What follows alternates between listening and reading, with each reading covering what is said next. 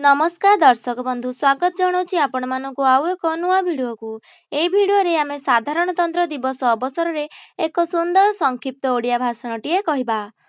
सम्माननीय सभापति महोदय, ज्ञान गुण रे गरियान तथा नीति आदर्श रे गढ़ा मोर पूज्य गुरुजी और गुरुमा वृंद, उपस्थित विचारक मंडली एवं मोर सान बड़ भाई और भौणी माने, आज हेउची जानुआरी 26 तारिख अर्थात पवित्र साधारणतंत्र दिवस। सर्वप्रथमे मु आपण मानक साधारणतंत्र दिवस उपलक्षे हार्दिक शुभेच्छा और अभिनंदन जनाऊछि।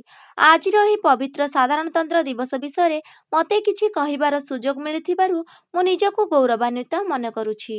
आज आमे समस्ते एही पवित्र त्रिरंगा पताका तले छिड़ा होइछंती भारतर 76तम गणतंत्र दिवस पालन करिबा पई। ଏହି ଗଣତନ୍ତ୍ର ଦିବସ ପ୍ରତ୍ୟେକ ଭାରତୀୟ ମାନଙ୍କ ପାଇଁ କେବଳ ଏକ ପର୍ବ ନୁହେଁ, ବରଂ ଏହା ଆମ ସମସ୍ତଙ୍କର ଗୌରବ ଅଟେ।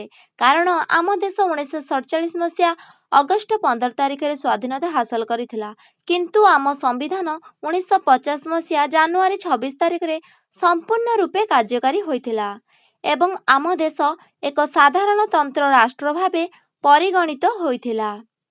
କିନ୍ତୁ ଯେଉଁ ସ୍ୱାଧୀନ ଦେଶରେ ଆଜି ଆମେ ଶାନ୍ତିରେ ନିଶ୍ୱାସ ନେଇ ପାରୁଛେ, ତାକୁ ସ୍ୱାଧୀନ କରିବା ପାଇଁ ଶହ ଶହ ବର୍ଷ ଧରି ଚାଲି ଆସୁଥିବା ପରାଧୀନତାକୁ ସମାପ୍ତ କରିବା ପାଇଁ ଆମର ପୂର୍ବପୁରୁଷମାନେ ବହୁ ଅତ୍ୟାଚାର ସହିଛନ୍ତି, ହସି ହସି ଫାଶୀ ଖୁଣ୍ଟରେ ଚଢ଼ିଛନ୍ତି ଏବଂ ନିଜର ପ୍ରାଣ ବଳି ଦେଇଛନ୍ତି। ଫଳସ୍ୱରୂପ ଦେଖିବାକୁ ମିଳିଛି ସ୍ୱାଧୀନତାର ସକାଳ। ଦେଶ ସ୍ୱାଧୀନ ହେବା ପରେ ଦେଶକୁ ସଠିକ ଭାବେ ଚଳାଇବା ପାଇଁ ଏକ ସମ୍ବିଧାନର ଆବଶ୍ୟକତା ଅନୁଭବ କରାଗଲା। ଆମ ଦେଶ ପାଇଁ ଏକ ବିସ୍ତୃତ, ସଶକ୍ତ ଓ ଉପଯୋଗୀ ସମ୍ବିଧାନ ପ୍ରସ୍ତୁତ କରିବା ପାଇଁ ଆମ ଦେଶର ଦୂରଦ୍ରଷ୍ଟା ଜନନାୟକମାନେ ଲାଗି ପଡ଼ିଲେ। ଏଥିପାଇଁ ଏକ ସମ୍ବିଧାନ ପ୍ରଣୟନ ସଭା ଗଠନ କରାଯାଇଥିଲା।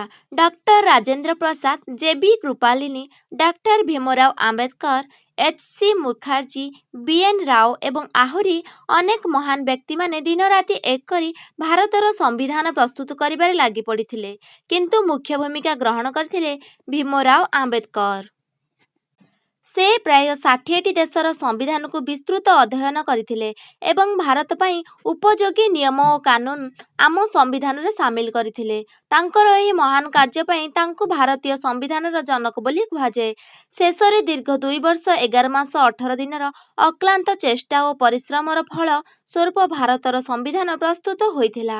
1950 ମସିହା ଠିକ୍ ଆଜିର ଦିନରେ ଆମ ସମ୍ବିଧାନ କାର୍ଯ୍ୟକାରୀ ହୋଇଥିଲା। ସେହି ଦିନଟିକୁ ମନେ ପକାଇବା ପାଇଁ ପ୍ରତିବର୍ଷ ପରି ଏ ବର୍ଷ ମଧ୍ୟ ଆଜି ଆମେ ଏହି ପବିତ୍ର ତ୍ରିରଙ୍ଗା ପତାକା ତଳେ ଛିଡ଼ା ହୋଇ 76ତମ ସାଧାରଣତନ୍ତ୍ର ଦିବସ ପାଳନ କରୁଛେ। ଆଜିର ଆହ୍ୱାନ ସାମ୍ପ୍ରତିକ ଓ ଭବିଷ୍ୟତର ବିଭିନ୍ନ ପରିସ୍ଥିତି ଓ ସମସ୍ୟାକୁ ଟାଳିବାକୁ ହେଲେ ସମସ୍ତ ଦେଶବାସୀ ଏକ ହେବା, ଏହା ହିଁ ପ୍ରକୃତ ଦେଶପ୍ରେମ।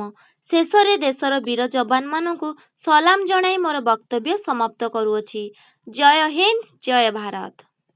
ଯଦି ଭିଡ଼ିଓଟି ଆପଣମାନଙ୍କୁ ଭଲ ଲାଗିଥିବ ତାହେଲେ ଭିଡ଼ିଓଟିକୁ ଲାଇକ୍, ସେୟାର କରି ଚ୍ୟାନେଲକୁ ନିହାତି ଭାବେ ସବସ୍କ୍ରାଇବ କରିଦିଅନ୍ତୁ।